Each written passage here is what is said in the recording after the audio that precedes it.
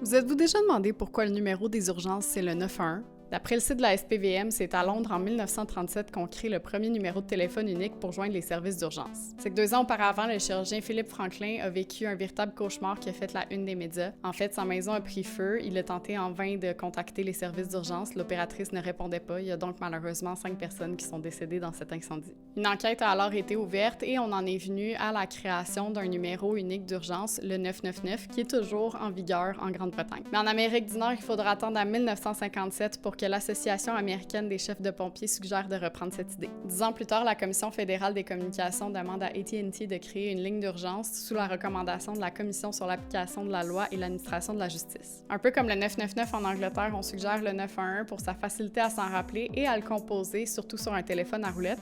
Puis en plus, c'est pas un indicatif régional qui est utilisé. Le premier appel au 911 aurait été effectué par le sénateur Rankin Fight en Alabama le 16 février 1968 et commencera à être utilisé à la grandeur du pays à partir de 1973. Puis le Canada dans tout ça, à partir de 1972, on commence à utiliser la ligne 911, d'abord à London, en Ontario. À Winnipeg, on utilisait déjà le 999, mais on change pour le 911 à la même période.